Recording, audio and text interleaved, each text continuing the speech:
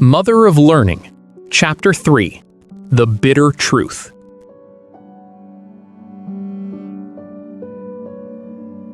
The borrowed volumes weigh heavily in the gray light, a physical reminder of the dust beneath the floorboards. This weight shifts as the ink of ancient things yields to the rigid geometry of a chalk-dusted desk. Where combat promised a release, the grueling precision of a single ward now reveals a complexity that refuses to be hurried. If someone had asked Zorian at the end of the first week what classes he thought he would have the most trouble with, he would have answered spell formulas and advanced mathematics. Combat magic, maybe.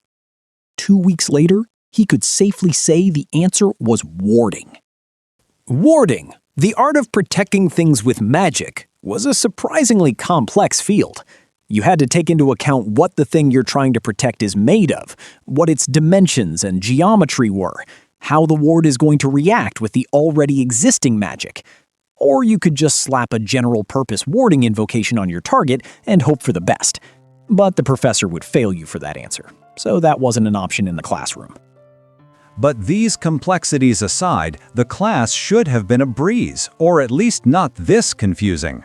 Zorian was a patient, methodical person when it came to magecraft, and had slogged through worse offenders than warding with decent results.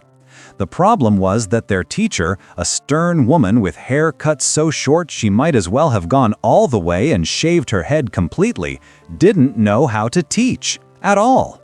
Oh, she clearly knew the subject matter very well, but she simply didn't know how to translate that knowledge into a proper lecture. She was leaving a lot of things out of her lectures, apparently not realizing that just because they were obvious to her, they were not obvious to her students. The textbook she assigned for the class wasn't much better and read more like a manual for a professional warder than a student's textbook. Question 6. You are tasked with building a research outpost on a first-degree mana well in the Sorokian Highlands. The building is meant to support a staff of 4 at any particular time, and the prospectors have expressed concerns over heavy presence of winter wolf packs and an infestation of borer wasps in the surrounding area. You have a budget of 25,000 pieces and are assumed to be a certified second circle warder. Assuming only mana extracted from Mana Well is available for powering the wards, which combination of wards do you feel would be the best choice for the outpost? Explain your reasoning. Draw basic floor plans of the planned outpost, and explain how the planned room placement and shape of the building itself affect ward effectiveness. Do you think the issue of the borer wasp infestation is best resolved by using a vermin repellent ward or by careful choice of building materials? Explain your reasoning. Assume that you are commissioned to build not 1, but 5 outposts. The budget remains the same. How does this change your answer? Do you believe it is better to make the wards identical for all 5 outposts, or do you feel some amount of difference between them is in order? Explain the advantages and disadvantages of each approach. Zorian rubbed his eyes in frustration. How was he supposed to answer a question like this? He didn't take the architecture elective and wasn't aware that you had to take it to do well in your warding class. Not to mention that the question assumed they knew what the market rates were for buying the necessary materials, or that they knew where the Sorokian Highlands were. Zorian was quite good at geography, and he had no idea. Though considering the presence of monsters like winter wolves, he suspected they were somewhere in the northern forest. At the very least, he knew how to answer the third part of the question. The correct answer was definitely wards. Even if the outpost was made inedible to borer wasp larvae, it would still make a prime place to build a nest. Considering how territorial those insects were, you didn't want them living anywhere near you. Theoretically, the careful choice of materials options would free up mana that would otherwise be spent on maintaining vermin-repellent wards, but those wards required very little mana flow to stay active, especially if they were keyed specifically to borer wasps. His thoughts were interrupted by a girlish giggle coming from the back of the classroom. Zorian didn't even have to turn around to know what was happening. Zach was entertaining the students around him again. He wished the teacher would penalize the guy for the disruption he was causing, especially in the middle of an exam. But Zach was a bit of a darling to the stern woman, because he was the only student acing her exams. No doubt the guy had already finished his test with 100% accuracy. Which, by the way, made no sense whatsoever. During their first 2 years, Zach was a below-average student, more distinguished because of his charm than magical talent.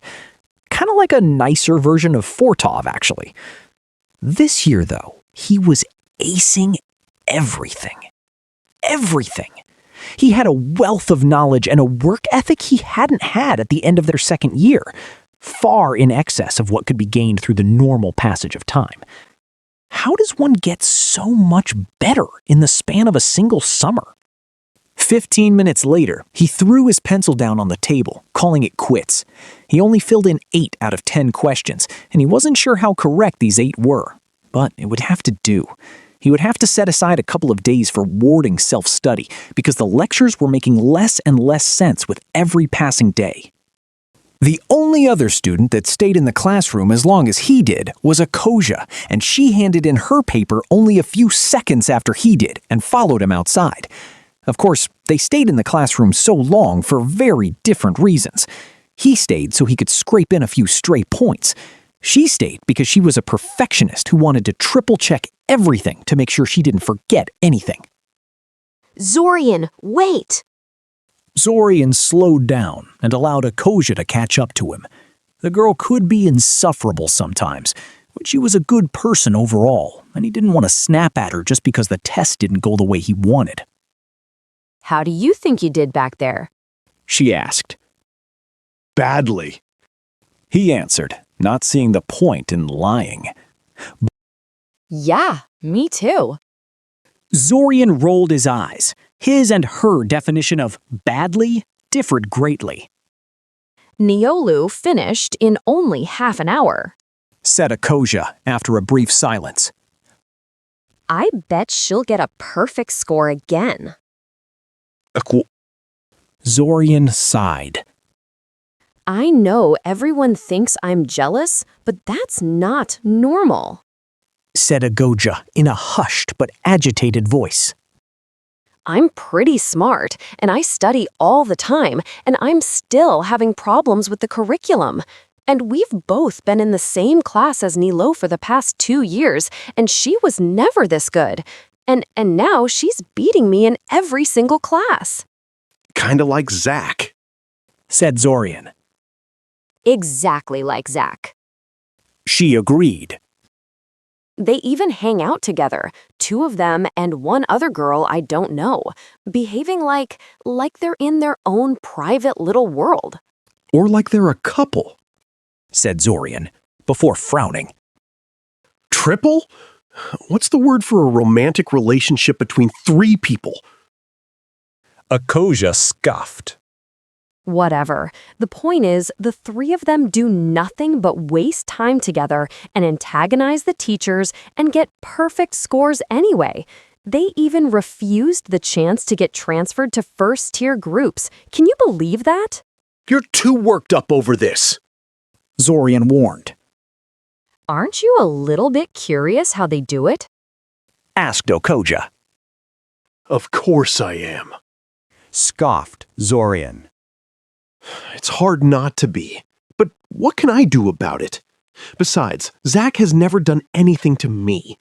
I don't want to cause problems for him just because he has suddenly discovered his inner prodigy. Zorian felt Benisek join them suddenly, simply popping up from behind a corner so he could walk beside them. Sometimes Zorian wondered if the chubby boy could smell gossip. I know what you mean. Benisek said. I always thought Zach was no good at anything.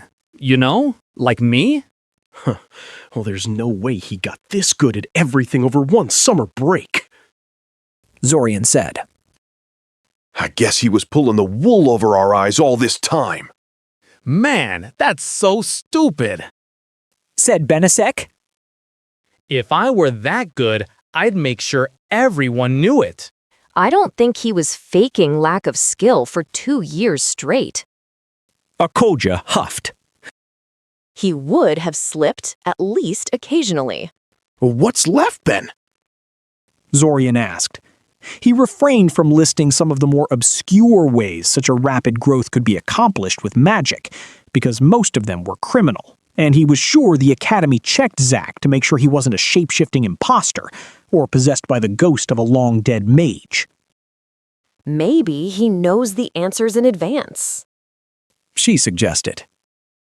Only if he's an oracle. Benesek said. Boole gave him an oral exam last Tuesday when you went home early, and he was rattling off answers like he swallowed the textbook. The conversation died down as all three filed into the alchemy classroom, which was really more of a big alchemy workshop than a typical classroom. There were about 20 tables, each one full of various containers and other equipment. All ingredients for the day's lesson were already set out in front of them, though some would require additional preparation before they could be used in whatever process they were learning about that day. He was pretty sure they weren't going to be putting live cave crickets into the boiling solution, for instance. Alchemy, like warding, was a complicated art, but their alchemy teacher knew her stuff and knew how to teach, so Zorian wasn't having any issues with the class. Technically, they had to work in groups of 2 or 3 students because there were not enough tables and equipment, but Zorian always paired up with Benesek, which translated to working alone in practice. The only problem was getting Benesek to shut up and stop distracting him during class. Hey, Zorian. Benesek whispered to him not so quietly. I never noticed it until now, but our teacher is kinda hot. Zorian gritted his teeth. The blasted idiot couldn't keep his voice down if his life was on the line. There was no way she didn't hear that. Benesek! He whispered back to his partner. I need good grades in alchemy to get my dream job when I graduate. If you screw this up for me, I will never speak to you again. Benesek grumbled mutinously before returning to his ogling. Zorian refocused on grinding the borer wasp husks into a fine powder needed for the particular type of glue they were supposed to be making. Admittedly, Aslan Maravosky did look surprisingly good for a 50-year-old woman. Some kind of cosmetic treatment, probably. She was their alchemy teacher, after all. Maybe even a true youth potion, though those were really rare and usually imperfect in some way. I don't see why you like this class so much, grumbled Benesek. I'm not even sure I'd call it magical. You don't need mana for it. It's all searching for herbs this, cutting the roots the right way that. It's like cooking. Hell, we're making glue of all things. You should leave that to girls. Benesek! It's true. He protested. Even our teacher is a girl. A hot girl, but still. I read somewhere that alchemy traces its roots back to witches' covens, with their potions and whatnot. Even now, the best alchemical families are descended from witches. I bet you didn't know that, huh? As a matter of fact, he did know that. He was, after all, tutored in alchemy by an honest-to-God's traditional witch before he went to the academy. She was so traditional, in fact, that she scoffed at the name alchemy and referred to her skill strictly as potion making. But that wasn't the sort of stuff you wanted people to know, for a wide variety of reasons. If you don't shut up right now, I won't let you partner with me anymore. Zorian told him seriously. Hey, protested Benesek. Who's going to help me with that stuff then? I'm not good at this. I don't know, said Zorian innocently. Maybe you should find some girl to help you. Fortunately, the teacher was currently too busy fawning over Zack's newest masterpiece to pay attention to Zorian's table. Somehow, the boy managed to make some kind of enhancement potion out of the provided ingredients, and that was apparently very impressive. Aslan didn't appear to mind that Zack completely ignored the assignment to make magical glue and did his own thing. Zorian shook his head and tried to concentrate on his own work. He wondered whether he would have gotten the same reaction if he did something like that, or if he would be accused of showing off.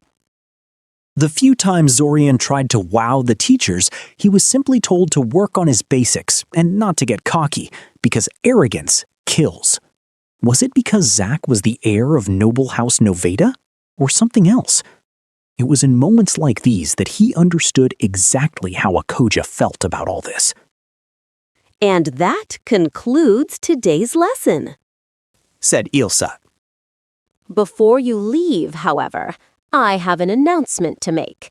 As some of you know, the Academy traditionally organizes a dance on the eve of the summer festival. This year is no exception. The dance will take place in the entrance hall next Saturday. For those of you who are unaware, attendance is mandatory this year.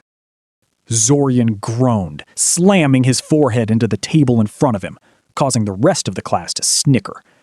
Ilsa pointedly ignored his reaction. For those of you who don't know how to dance, dance lessons will be held every day at 8 in the evening in room 6. Those of you who do know how to dance still have to come to at least one of these lessons to prove so. I will not have you embarrass me on the night of the dance. Dismissed. Miss Strohs, Mr. Kazinski, stay after class, please. Oh, great.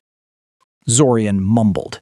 He probably should have restrained himself from reacting so strongly to the pronouncement.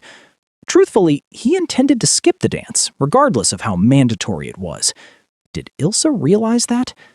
No, he could detect no disapproval in posture, and he was pretty sure she'd be rather annoyed if she sensed his plans. Now then. Ilsa began when he and Akoja were the only students left. I assume you both know how to dance? Sure, said Zorian. Akoja fidgeted. I'm not very good at it. No matter. Ilsa said. We'll iron out any gaps you may have easily enough. The reason I told you to stay behind is that I want you to help me with the dance lessons. Zorian considered refusing outright. It wasn't something he wanted to spend his time on. But he figured this could be a favor that would make Ilsa forgive him a transgression or two. Like, say, not showing up to the mandatory dance. Before he could express his tentative agreement, however, Akoja decided in his place. How can we help? She said, clearly pleased they were chosen for this honor. Zorian raised an eyebrow at the way she presumed to speak for him, but let it slide for the moment. We only have 5 days to teach everyone how to dance. Ilsa said. That's why we're going to use magic to help. Animation spells? Zorian guessed. Yes. Ilsa said, then quickly moved to explain for Akoja's benefit. There is a spell that will guide a person's limbs and body through whatever dance it is designed for. It's not really suitable as a substitute for dancing skill, but if you practice dancing while you're under its effects, you will learn a lot faster than you would otherwise. How does that work? Akoja asked curiously.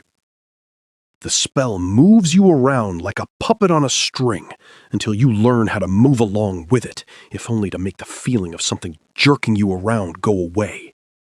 Said Zorian.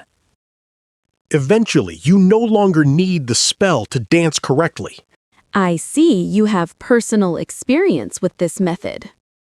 Ilsa said with a smile. Zorian resisted the urge to scowl.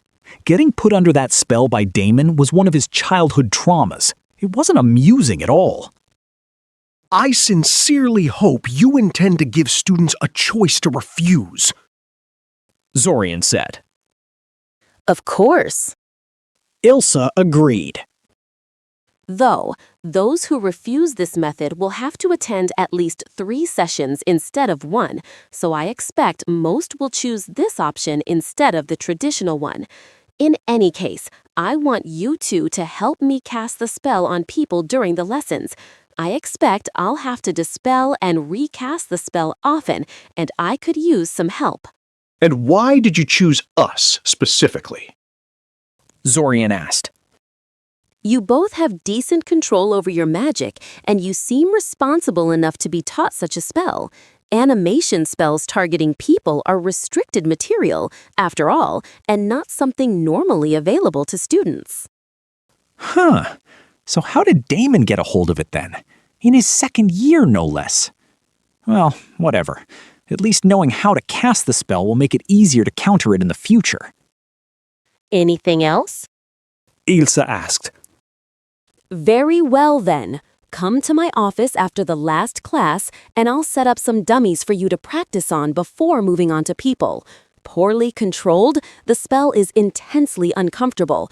We don't want to give anyone traumas. Zorian narrowed his eyes. He didn't. Not even Damon would. Well, who was he kidding? Of course he would have. Practicing such a spell on your own little brother was right up Damon's alley. Miss Strohs, you can leave. I have something else to discuss with Mr. Kazinski. Ilse began to speak the moment Akoja was gone, catching Zorian somewhat by surprise. He shook his head to clear his thoughts, trying to ignore his annoyance with Damon in favor of paying attention to what Ilse was saying. So, Zorian, She said with a faint smile. how are you getting along with your mentor? He's having me work on my basic 3. Zorian told her flatly. We're still on the levitation exercise. Yes. Even after 4 weeks, Exim was still making him levitate a pencil over and over again. Start over. Start over. Start over. The only thing Zorian learned in those sessions was how to dodge marbles that Exim kept throwing at him. The jerk seemed to have an endless supply of those things. Yes, Professor Exvim likes his students to have a firm grasp of the basics before moving on to advanced topics. Ilse agreed. That, or he hates his students. Zorian personally thought his theory was a lot more plausible. Well, I just wanted to tell you that you might be able to change mentors soon. Ilse said. One of my students will be dropping out after the summer festival, and I'll have a vacancy to fill. Unless something comes up, you're almost certain to be the one I pick. That is, if you're actually interested in a transfer. Of course I'm interested. Zorian half shouted, much to Ilse's amusement. He frowned for a moment. Unless you also plan to throw marbles at me? Is that some kind of standard training method? No. Ilse chuckled. Exvim is special that way. Well, I just wanted to see how you feel about this before doing anything. Have a nice day. It was only after he was out of the classroom that he realized this development greatly complicated his plan to skip out on the dance. He couldn't afford to annoy his potential new mentor too much, else he'd be stuck with Exvim for the rest of his education. Well played, Professor. Well played. Why can't we just cast that spell ourselves once the dancing starts? Zorian let out a long, suffering sigh. You can't make an animation spell do something you don't know how to do yourself. You don't know how to dance, hence you cannot animate anyone to dance either. Also, how are you going to break the spell once the dance ends if you can't move your arms where you want them to be? This really isn't the sort of spell you should be casting on yourself. Really, there were so many problems with that idea that Zorian struggled to put them all into words. Are these people thinking about the questions they're asking at all? So how many dances do we have to learn? 10. Said Zorian, bracing himself for the cries of outrage. Sure enough, a rumble of complaints erupted after that statement. Thankfully, Ilse took over the lesson at this point, instructing everyone to pair up and scatter throughout the spacious room to give everyone enough space. Zorian could already feel a headache coming and cursed himself from letting Ilse talk him into this. Even though room 6 was fairly spacious, there were a lot of people, and the invisible pressure they gave off was particularly strong today. You all right? Benesek asked, putting his hand on Zorian's shoulder. I'm fine. Zorian said, waving his hand off. He didn't like to be touched much. I just have a slight headache. Did you need help with something? Nah, you just look like you could use some company, standing all alone in your little corner. Benesek said. Zorian decided not to tell him that he was intentionally standing on the sidelines unless he was needed. Benasek wasn't the sort of person who understood the need for some breathing room. Say, who is your date for the dance anyway? Zorian suppressed a groan. Of course Benasek would want to talk about that. Relationships weren't something Zorian thought about often. The chances that one of his classmates would agree to date him were minuscule. For one, such a relationship would quickly be noticed by the rest of their classmates, and the resulting merciless teasing was something few relationships could survive for any appreciable length. Secondly, and perhaps more importantly, all teenage girls liked older guys. Dating a guy that was 2 or 3 years her senior seemed to be a status symbol for a girl, and a majority of them loudly disparaged the male population their own age as crass and immature. When they were in their first year, all the girls wanted to date third years. Now that they were in their third year, all the girls wanted to date apprenticed graduates. Since there were plenty of guys willing to play along, the chances that some girl in his class would give him the time of day was negligible. And the girls that weren't his classmates? To most of them, he wasn't Zorian Kazinski, but that guy who is a brother of Damon and Fortolf Kazinski. They had this image of what he ought to be like, and once it became obvious that the real him didn't match their expectations, they inevitably became upset.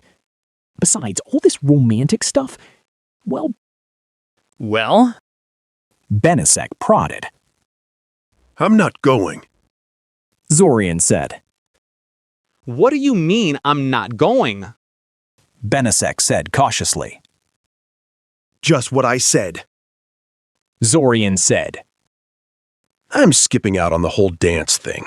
Turns out I had an alchemy-related accident and had to stay in my room for the evening. It was perhaps a bit cliché, but whatever.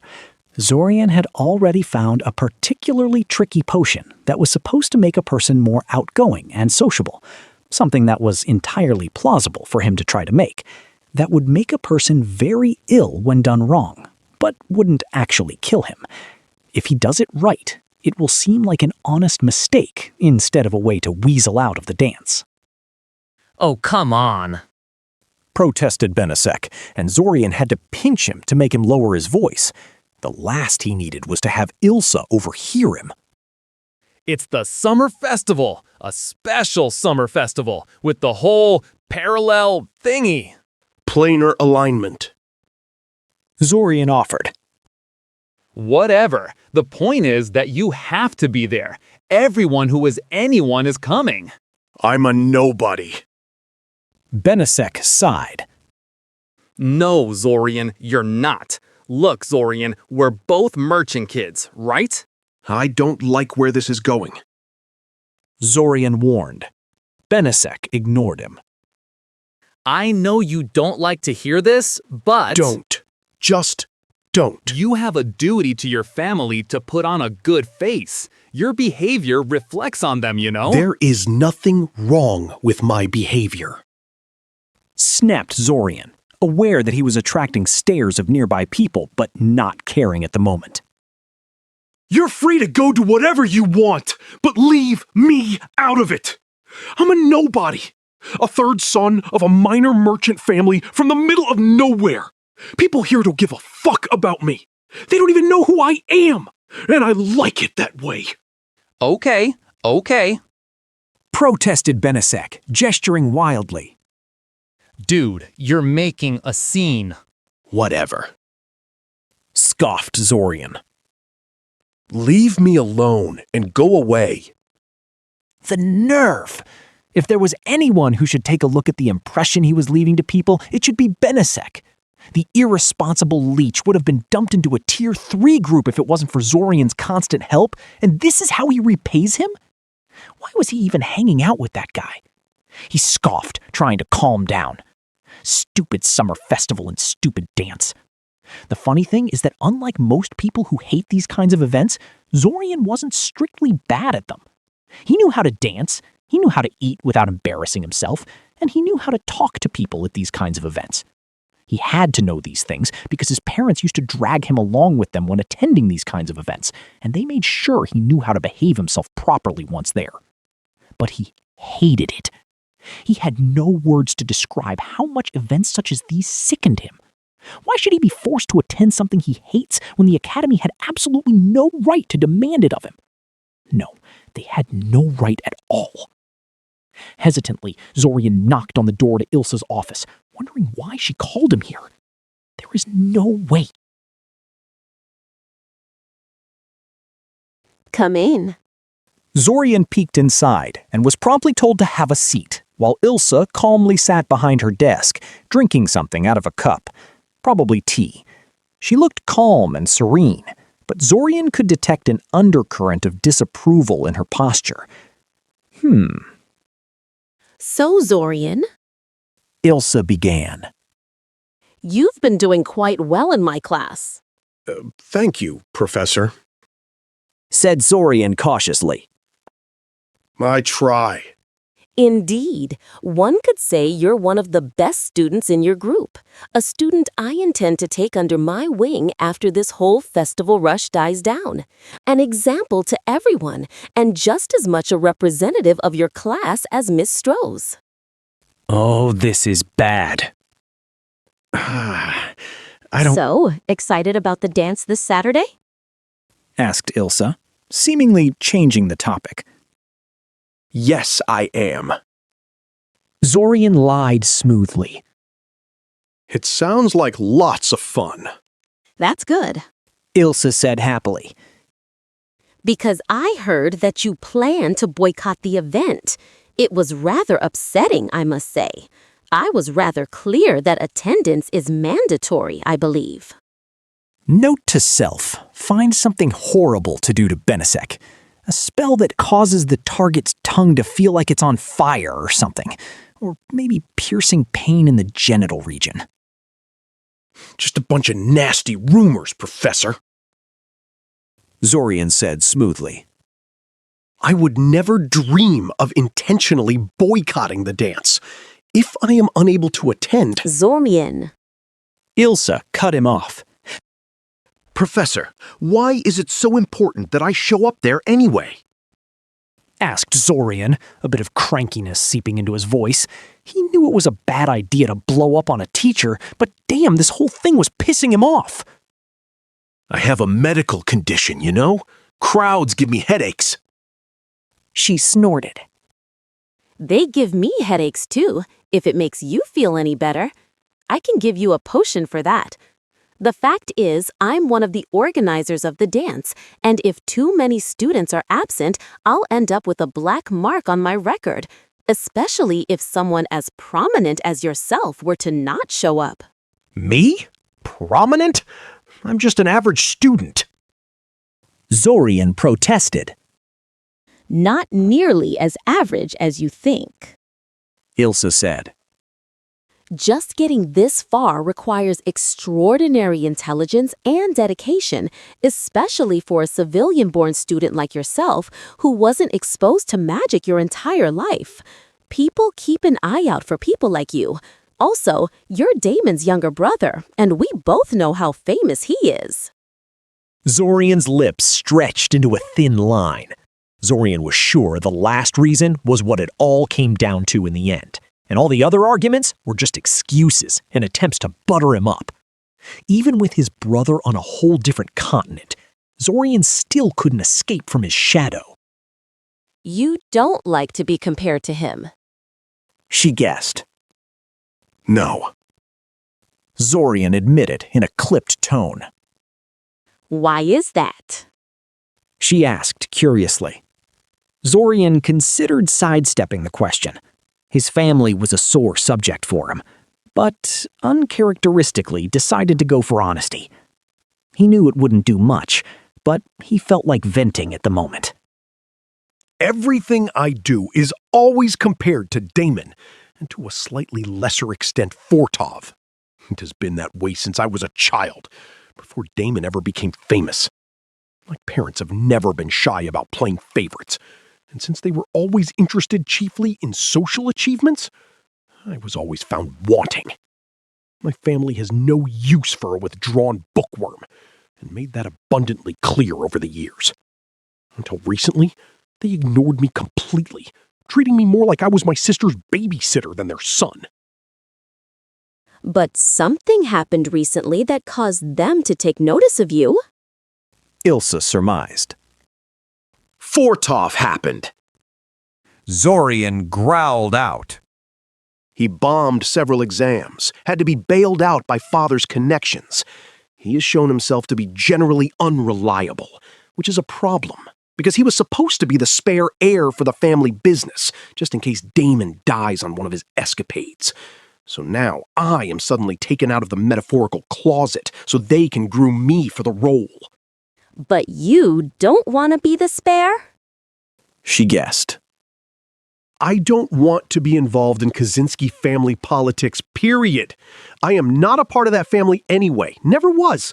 At best, I was only ever a loosely aligned associate. I appreciate them feeding me and funding my education, and I'm willing to reimburse them for that when I get a job, but they have no right to ask something like that of me. I won't hear it. I have my own life and my own plans, none of which involve playing second fiddle to my older brother and wasting time on insipid social events where people suck up to each other nonstop. He decided to stop there because he was just making himself angrier. Plus, he suspected Ilsa didn't empathize with him much. Most people thought he was simply being overdramatic about his family. They weren't the ones who had to live with them. When she realized he wasn't going to say anything more, Ilsa leaned back and took a deep breath.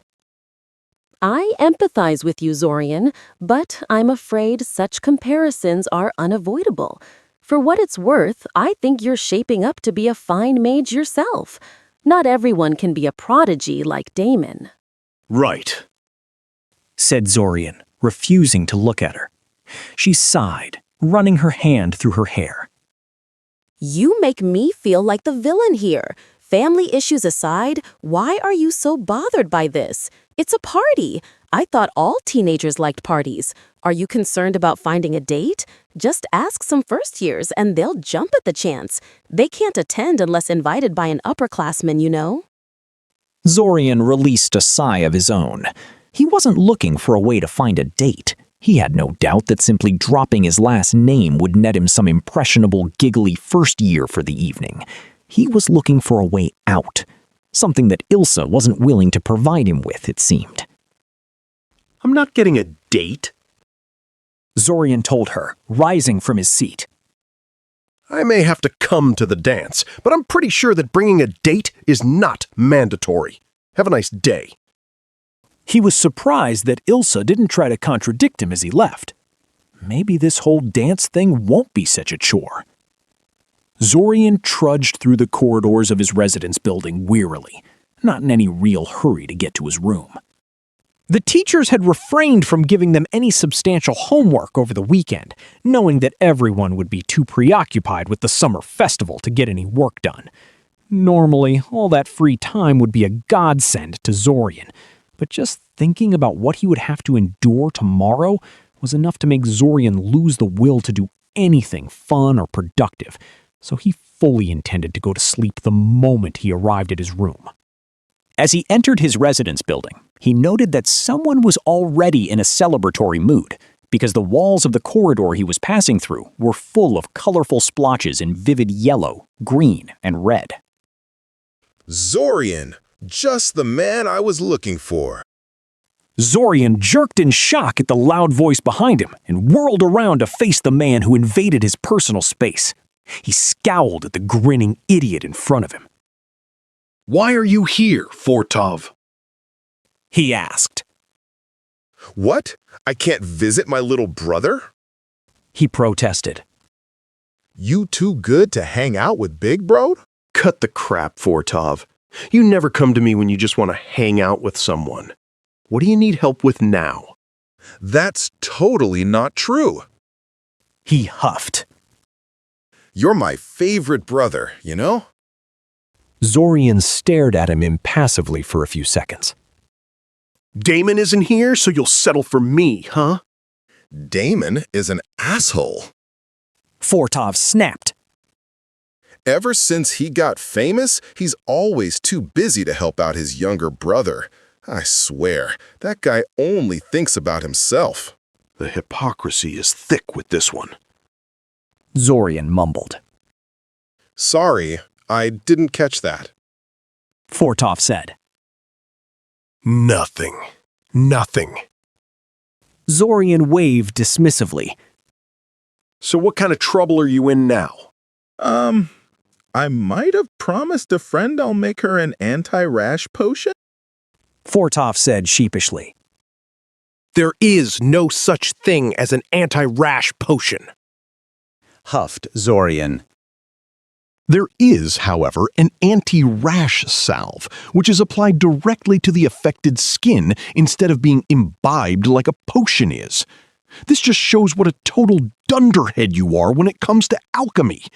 What the hell were you thinking promising your friend something like that?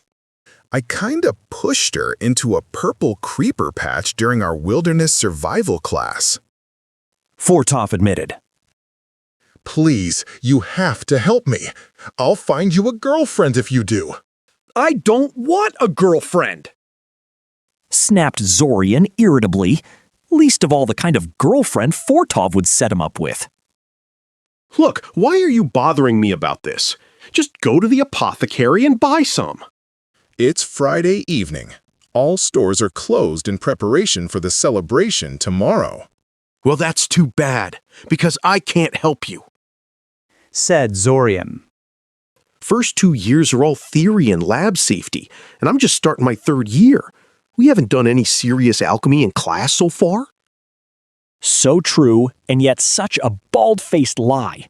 He hadn't done all that much alchemy in class, but he had done quite a bit of private study in his free time.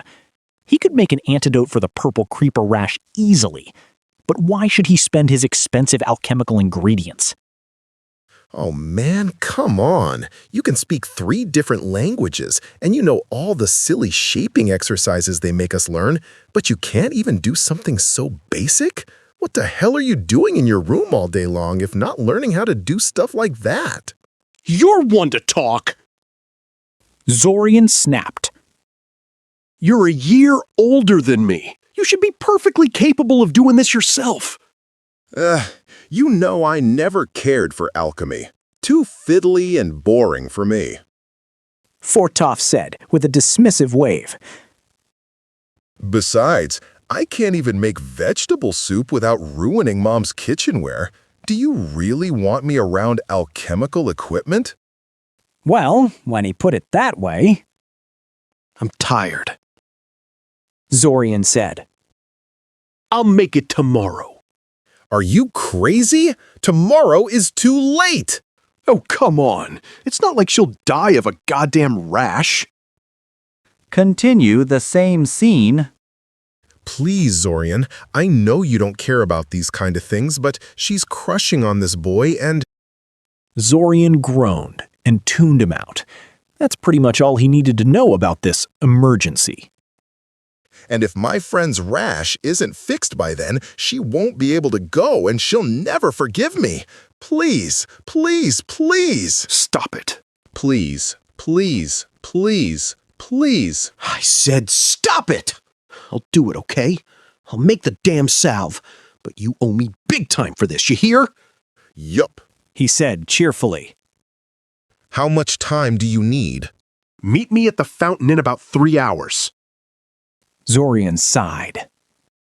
Zorian watched him as he ran away, probably so he wouldn't change his mind or make some concrete demands. He shook his head and went back to his room to retrieve the necessary alchemical reagents.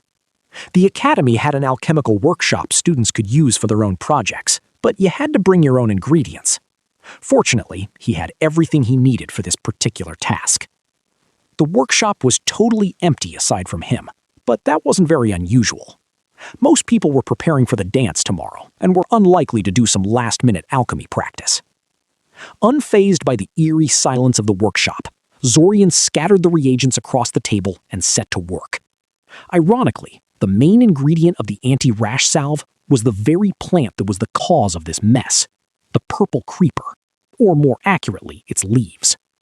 Zorian had already left them to dry in the sun, and now they only had to be ground to powder. This was generally the most annoying part of the procedure, as purple creeper leaves released a cloud of irritating dust into the air if they were simply crushed with a standard mortar and pestle set. The textbooks he read had all sorts of fancy ways to deal with this, usually involving expensive equipment. But Zorian had a much simpler solution. He wrapped the leaves in a slightly wet piece of cloth, then wrapped the whole thing in a piece of leather, and then hammered the resulting lump until he felt no resistance.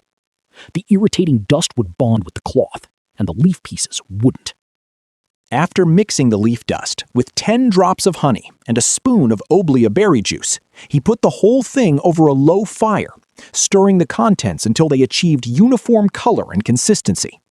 Then he removed the bowl from the fire and sat down while he waited for the stuff to cool. That was very impressive work. A rather feminine voice sounded behind him.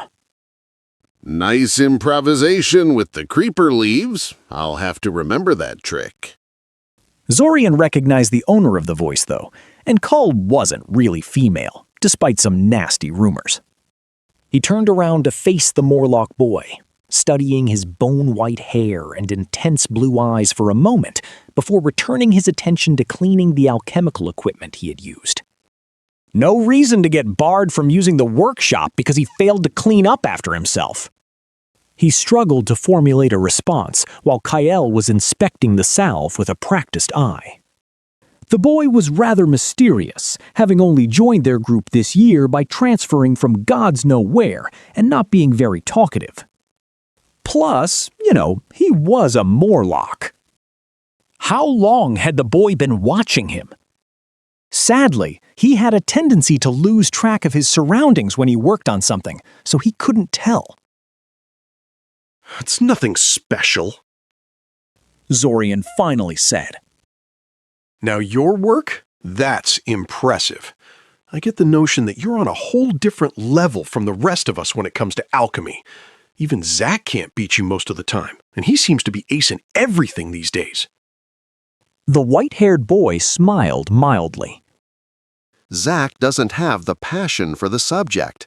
Alchemy requires a craftsman's touch and a lot of patience. And no matter how extensive his knowledge is, Zach just doesn't have the mentality for it.